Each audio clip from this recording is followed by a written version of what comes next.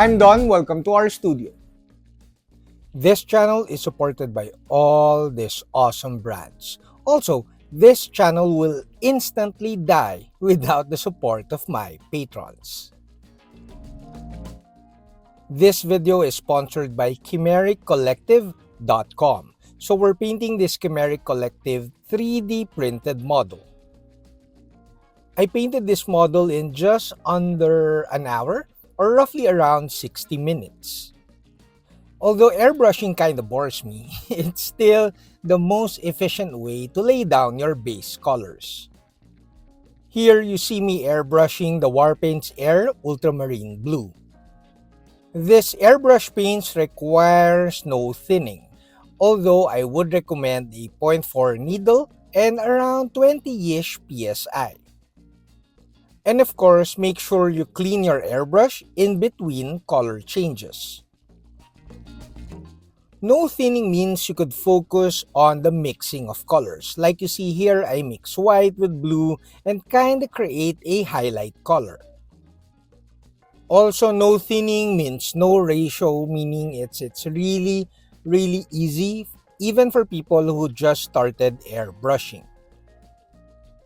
Now we have a quick base color for our robot. You may or may not apply a quick matte varnish before you dry brush. A quick tip on dry brushing is that do not unload the paints too much on a piece of towel. It will result to a lot of frustration because it takes so long to build up the colors or the dry brushing. Basically, your brush should be dry but not desert dry. After the highlighting with the airbrush and the dry brushing, I find the painting too pale. So we're going to add a bit of tint with our speed paint.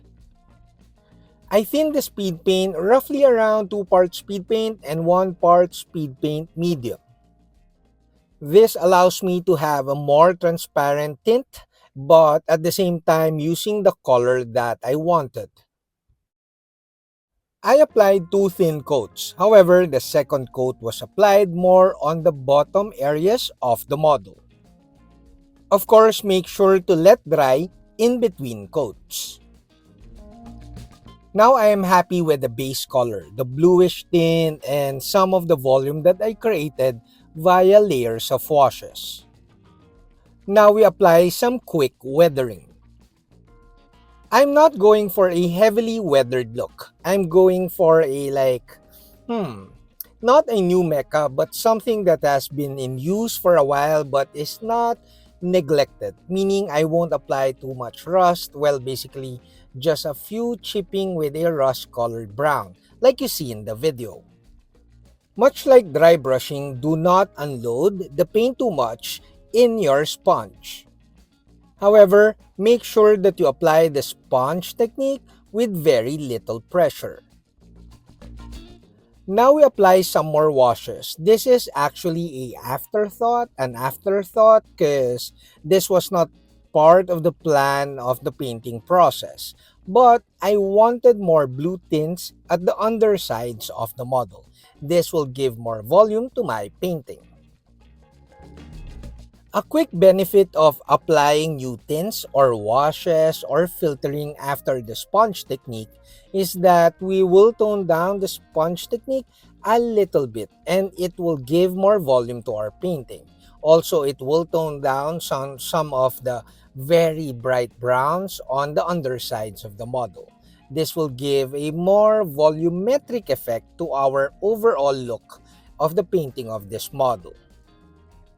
Here, we continue to apply a darker blue wash, painting it around the recessed areas and undersides of the model. Make sure to let dry in between washes. Now, once you're happy with the blue armor parts or basically the main parts of the model, we proceed to painting the metallics. Basically, we cannot paint the metallic parts until we're happy with the painting of the blue armor. Because if you painted the metallics and then you had to do some sponge technique, the sponge, like the paint on the sponge, will go on top of the metallics, which you do not want. So basically, we had no choice but to paint the metallics and the other parts of the model once we're happy with the base or the main part of the model, which is the blue armor. A quick beginner tip for painting metallics or brush painting metallics is to never thin down these metallics too much. Regardless of paint brand, especially if it's acrylics, thinning down metallics will kinda like separate the binder and the pigments, the metallic pigments. So thinning down these paints too much will result to very bad finish. In most cases, a loaded brush, like a brush loaded with water, is more than enough to thin down metallic paints. Now you see in the video, I'm practically just painting, what do you call this, like chipping, revealing the metallic part of the armor.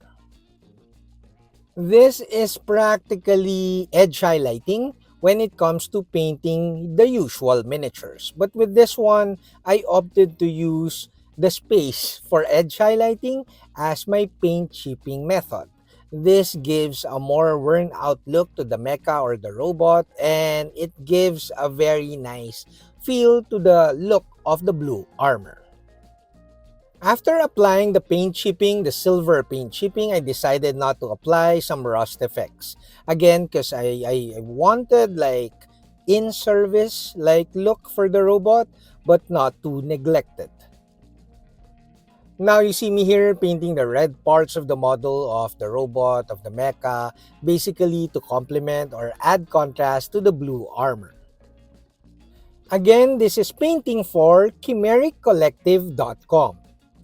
Chimeric Collective has a wide range of very interesting robot or mecha designs. I hope you like this really quick painting of this mecha from Chimeric Collective. It was a really fun painting project and it was really quick. We painted the base colors of this mecha, this robot, with an airbrush. So now I'm curious if I could pull off a mecha painting, like a quick mecha painting, with just speed paints. Next Chimeric Collective video will be painting a yellow mecha, which is the easiest color for mecha painting. Thanks for watching and do check out ChimeriCollective.com. That's it, Pansit. I hope you like this video. Until next video, guys. Cheers!